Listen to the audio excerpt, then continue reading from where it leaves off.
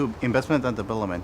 Here we're transmitting our special program on Vancouver Island, on Sauk Nation, British Columbia, Canada. And you will see today that we're going to talk about wasabi production. To develop the subject, today will be with us Chief Gordon Planes. He's the chief of Sauk Nation, and also the expert and scientist Andrew Moore. So welcome both of you to Investment and Development. Thank you. Thank you. Chief Gordon, we are amazing because every corner that we are working and walking here in your community, you have the focus of economical development. How did you do to enter in your community with the production of vegetables, specifically wasabi now? Well, for one thing, food security is very important to our people. It's a way of life. Also, when it comes to growing food, we found it was a harder challenge for us to grow your traditional lettuce and tomatoes and things like that on Vancouver Island. And our plan B was to grow wasabi. And I think the creator guided us that way, and it was a lower risk for us, and it can yield a very good product that can help us with food security for our greenhouse and making our people healthy. Sounds interesting. Andrew, what is wasabi? Because not everybody around the world knows, but we are looking here, beautiful, everything is green, but what means wasabi? I know, everyone has an idea that wasabi is what you get in the stores with sushi, and it's that green, hot little paste that blows your head off when you eat too much. That's not wasabi. That's horseradish. It's horseradish with coloring. So wasabi is very special. It's a very high end. It's a cash crop, and it's normally grown in Japan in the mountains and with lots of water. So we have a professor of botany here in British Columbia, who has worked out how to grow wasabi in the gravel very economically. So this is probably worth more than marijuana. So you can grow wasabi without the problems of marijuana. So nobody knows where to sell this. So there are very few people that have the market for selling wasabi. So it's a very good way to bring funds into the band. But we've also just heard that we've done research to show that it has very special health properties. And if you've ever taken a big chunk of wasabi, suddenly your nose clears and your eyes are clear and your water, and so it's very good for allergies. Most of this will probably be going to creating pills for the nutraceutical market. So it has huge potential for health foods, which is very consistent with First Nations aims. Chief Gordon, with these experiences, how many times you have been working on wasabi, or this is the first time that Sauk First Nation is working on it? This is the first time, but the good thing about this project is our people built these greenhouses. Our Sauk community planted these plants. Our community embraced this project as another way of securing food and using those profits in a good way for the community and for our health. Andrew, what other purpose can we give to wasabi besides eating it? You were saying about you can pollen issues, you can work it with wasabi. What medicine way we can use wasabi, for example? So right now we are having research and tests done in the east, in Indonesia and places like that, because we know that wasabi is almost like a sacred food in the east, and that this will be very much needed in China and Japan. So it could be that we will actually be exporting this to Japan, but in the form of special health foods, nutraceuticals. So one of the great opportunities that we've had is that it's provided training and jobs for a lot of the community members. So we'll, in about 3 months, we'll be harvesting this. So we'll be digging it up and sending it off to all the different clients around the world. Chief Gordon, always you are a pioneer. You are trying to go ahead. How do you do to see the future, to planning in these specific areas for wasabi? Because we see a big future. We were listening that Andrew says that is also to the restaurants to eat with sushi, but has a lot of properties that can be used probably in medicines also. Well, you see, for our people, we utilize all of the plants in our traditional territory as medicine. This is coming back full circle that way, because in the day of my ancestors, we did not have pharmacies. Our pharmacies are on those mountains, and our medicines are on those mountains. Our food is on those mountains in regards to the animals come to us to make sure they feed our people in the past. Now for this here, we just see it as a stepping stone into doing this, advancing it more, and then the good thing about this project, we do not know what's going to happen next, and that's a good place to be. Sounds interesting, because you have to be on research, looking for the future all the time. Andrew, you were born in England and you have been here for 25 years. How do you mix your knowledge with the experience of the indigenous communities, but now they are connected to China, to Asia, Latin America, Guatemala, all over the world, and we see that there is a vision of future in economic development. Now this is wasabi. Well, coming from London, UK, the capital of colonialism, if you like, and here I am in Aboriginal communities, where I particularly like working in communities. I'm a community developer, although I'm qualified as an architect. I'm a community developer. So, and what I see here is First Nations leading the way back to being sustainable again.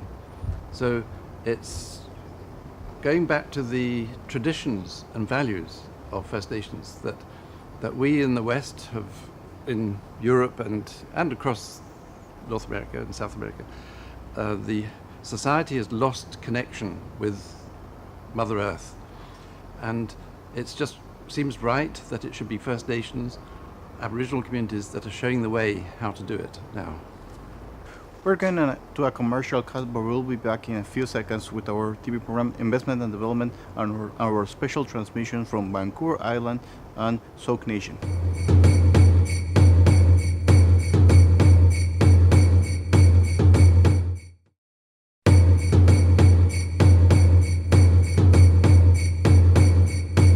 We're back to our TV program Investment and Development and our special transmission from Vancouver Island on Sauk Nation, British Columbia, Canada. Chief Gordon, you are doing the right things with the right people and also getting a lot of technology, because we see here automated irrigation, we see here technology, we see that this is growing very good. How are you trying to find technology in solars, in oyster production, and here in wasabi, because see that you have a world vision and you want to be very competitive? Well, I guess you have to look at where we live. We live on the southern Vancouver Island. We are one of many tribes. There's over 50 tribes on Vancouver Island right now. And for us, living sustainably is going to be the key for success. If we stay with those values and we stay with our culture, and our beliefs from our ancestors that we know we are going the right path, we will be successful. And I kind of talked a little bit about this earlier, is that these things that come to us in these projects are a good fit for our Sauk Nation, but you got to consider this as well, that we truly believe the Creator is guiding us. He is showing us the path to take, the right direction, and that direction stems around a light footprint on Mother Earth. And if we can stay like that, all of these other projects will follow. And the good thing about it is we don't know what they are yet. Amazing. Andrew, the change of paradigm is very important. We were listening to Chief Gordon that he said that before they were thinking how to grow cucumbers or tomatoes or lettuce and so on. We just were passing and we see that still they are producing that for the community, but now they are focusing in something that is innovation, that's something that could mean good earnings and of course good contribution to the community. How is that the changes of paradigm? Well, I think we see it as one supporting the other, that this is a new technology. If you look around here, it's all automated, and but its aim is to support the nation and the economic development, but also to support the greenhouse that provides food for the nation. And as Denise was saying, that to bring back native plants, and so I think there's a synergy, if you like, that it's all working together for that same aim, and hopefully it can make a lot of money while we're doing it too. Chief, we were talking also from the greenhouses that Denise was working. How is that experiences when you take children from schools so they can learn about agriculture, so present and future generations continue growing their crops? Well, right now, children see that you'll be getting produce, you'll be getting different products. You go to a store, and they come all the way from California, they come from Mexico, they come from very far away. I think the message that we bring here is that we can buy local foods, we can grow local foods, we can all share in production, and we can all share in having that food where if I wasn't going to buy it, it's going to be grown here and it's going to be shared here. And then that means that'll be less impact on Mother Earth. And I think all these communities should do that. And if we all did that, we would make this a better place to live. Andrew, we can see that we are here in a controlled climate, here in this greenhouse. How can communities take that advantage? Because we can see sometimes they have huge land areas, but they can use this type of technology and not depending on the weather anymore. I think it's really important to be flexible, to have this opportunity to do it inside. Who knows what's happening climate change-wise? We just have to see what's happening in California, and that we could, in the future, maybe having to go back to doing tomatoes, peppers, cucumbers, if they become so expensive to produce in Mexico and California because of climate change, we may have to adjust what we're doing in order to get back to doing more local food. So it's having that flexibility that we can grow different products here as we need to do it. We're focusing on food security, as Chief Gordon was telling us. Chief Gordon, how do you exchange experiences with all First Nations in Canada and with another indigenous communities all over the world? Well, for us on Vancouver Island and the West Coast, going all the way to Alaska, all the way down the coast of Washington State in the United States, we have a relationship already. We have a network of we are the salmon people. So we've always engaged and always practiced our cultural ways of taking care of Mother Earth. Now when you talk about the salmon people, the West Coast people, the ones that always use the waterways, when you go over the Rocky Mountains, the people start to change, but the values stay the same. So when I talk to someone across Canada, they can, another First Nation can link with me because our values on the environment, the water, the air, the rivers, the streams, the animals, we all have a responsibility to take care of them and Mother Earth. So that's how we find it the best way to engage with our brothers and sisters of Aboriginal communities within Canada. Andrew, we see here economic development, social development, teamwork, but how the media, the universities, the politicians, every sector in each society, the governors, the mayors, the leaders in the communities, they should get involved in order to promote and achieve economical and social development, specifically in the indigenous communities and in the rural areas, because are very important.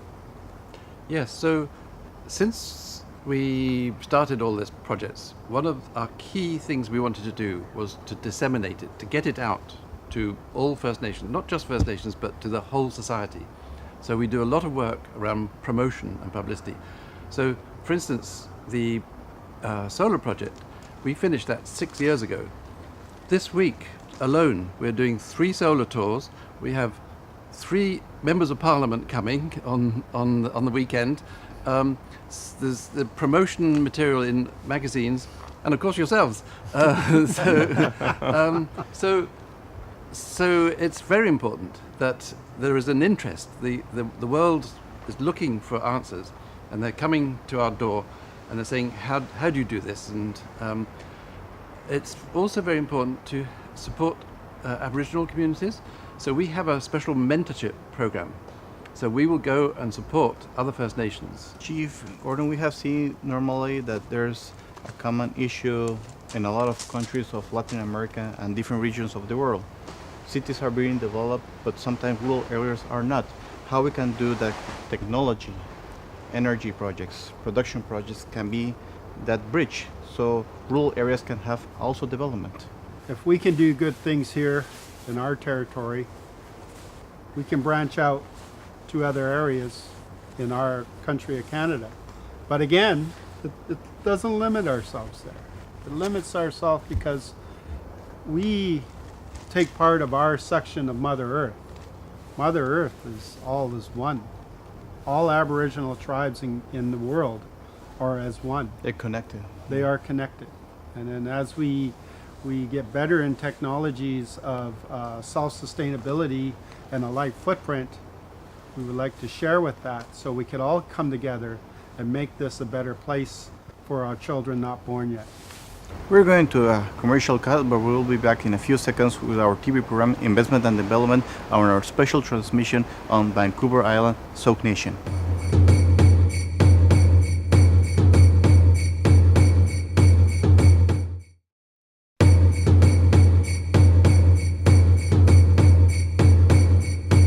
We're back to our TV program Investment and Development and our special transmission from Vancouver Island, Sauk Nation, British Columbia, Canada. Andrew, normally we see that in communities they have a lot of economical needs. How this type of projects can become like a model project so they can have economical development?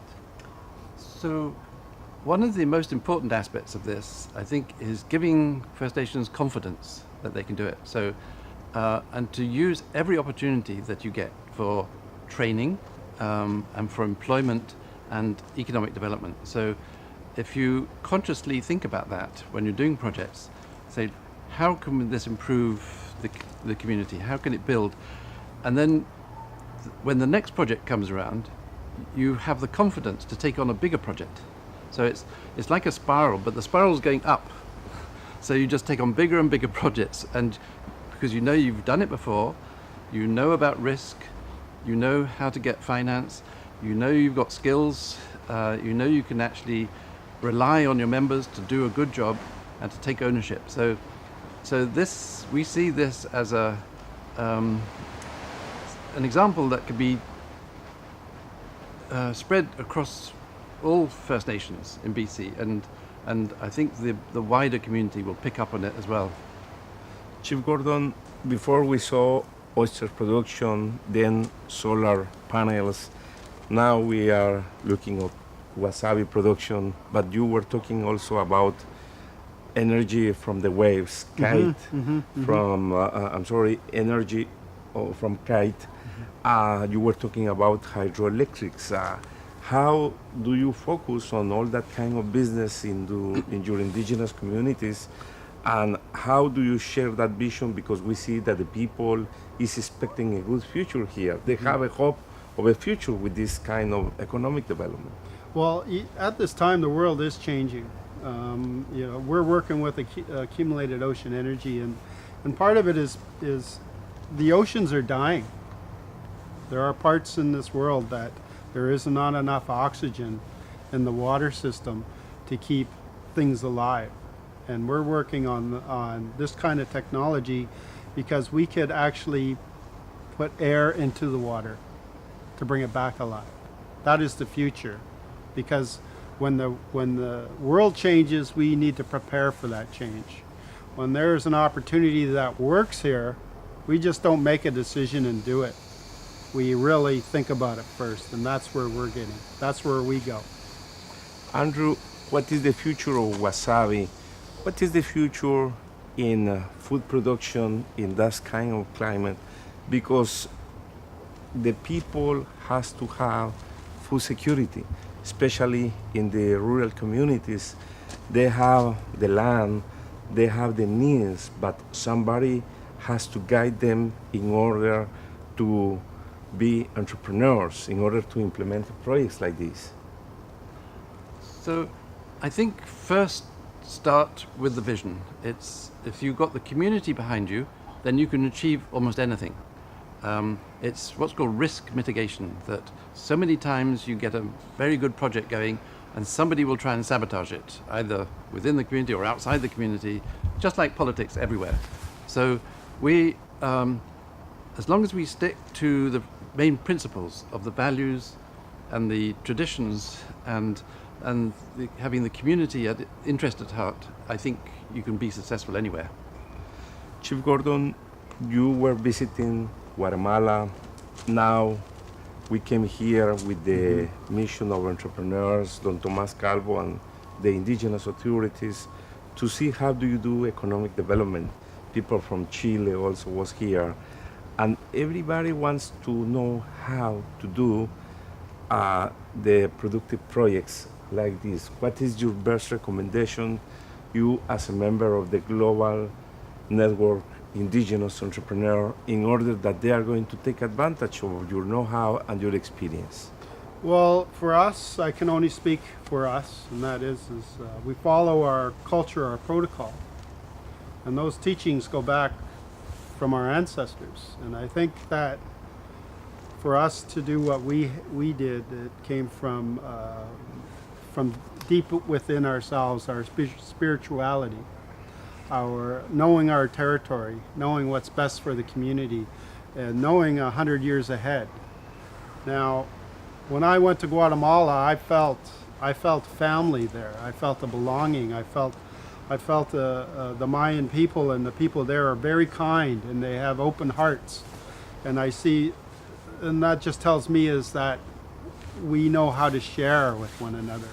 And I love Guatemala. I can't wait to go back to Guatemala because I enjoy the teachings of the people in Guatemala. And I know those teachings that I get there come here to this community.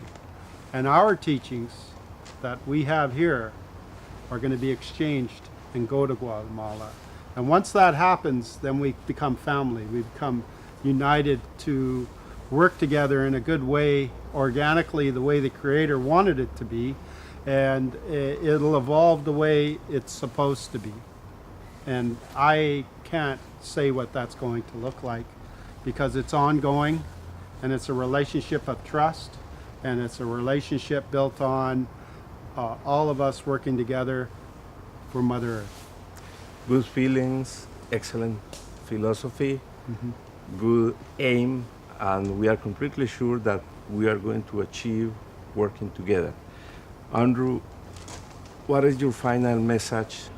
I think we've got to the stage in this world where the problems are so great and the addictions to consumerism are so great that we have to go back to original values, to a state of being spiritual. And if we can do this work at a spiritual level, then the rest of it will automatically it'll happen. The United Nations definition of sustainability is the ability of one generation to meet its needs without compromising future generations to meet their needs. And that was done in 1970. 100 years before that, the First Nations of Canada said sustainability is in every decision we take, we must understand the effect it will have on the seventh generation. And for that, you may need a skin of the bark of pine. It's hard to do it, but we need to be doing that sort of work. Sure. And we pray God because that word that you are giving us and Chief Gordon's words will become a reality in order to improve the life of the communities.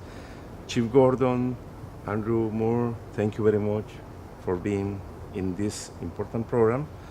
Friends that were seeing us all around the world, thank you very much for being us with here in the Wasabi Productions. We also invite you next week to see the development of another subject very interesting that we had as today. Cuando pienso en mi Guatemala, el más bello paraíso, tan grande en historia, tan lleno de vida, me siento